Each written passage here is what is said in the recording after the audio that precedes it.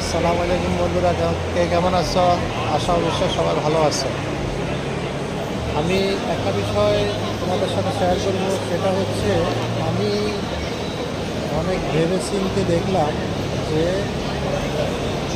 অনলাইনে অনলাইনে আমি অনেক বিচার বিশ্লেষণ করে দেখলাম যে আমার যারা শুভাকাঙ্ক্ষী বন্ধু বান্ধব, কাছের লোক এবং আত্মীয় স্বজন, তারা কিন্তু আমাকে এমন একটা সাপোর্ট দিচ্ছে না। এটা সত্য, সেটাই বলতেছি। আমি দেখতেছি অনেকে আমাকে ইগনোর করতেছে।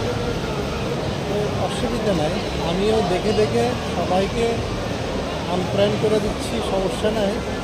তো আমি দেখতেছি যারা অপরিচিত, দূরে, যাদেরকে আমি চিনি না জানি না, তারা আমাকে অনেক অনেক সাপোর্ট দিচ্ছে। এটা আসলে বাড়িতে কষ্ট হয় কেন? আগে না, যে কোনো একটা পোস্ট ছাড়ে দিলে অনেক লাইক কমেন্ট আসতো, যারা আমার শুভাকাঙ্ক্ষী আত্মীয় স্বজন তাদেরকে পাইতাম না। এখন উল্টো হয়ে গেছে বিষয়টা। বিষয়টা উল্টো হয়ে গেছে যেরকম, যারা আমার শুভাকাঙ্ক্ষী আত্মীয় স্বজন, কাছের লোক পরিচিত, তারা আমাকে লাইক কমেন্ট করছে না, ইগনোর করছে।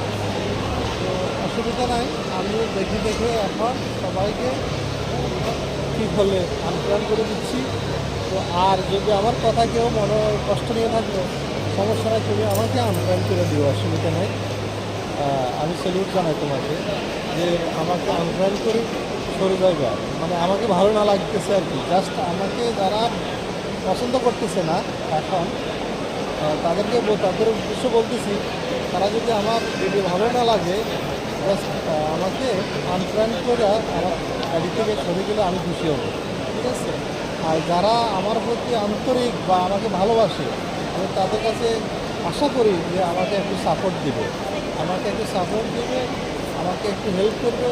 কারণ আমি অবসর সময়ে যে কাজটা করতেছি, এটা অবসর সময়ের কাজ।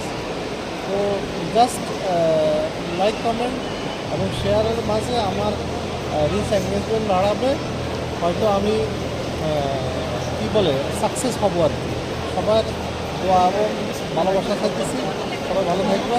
ওকে, আল্লাহ হাফেজ, আসসালামু আলাইকুম রাহমাতুল্লাহ।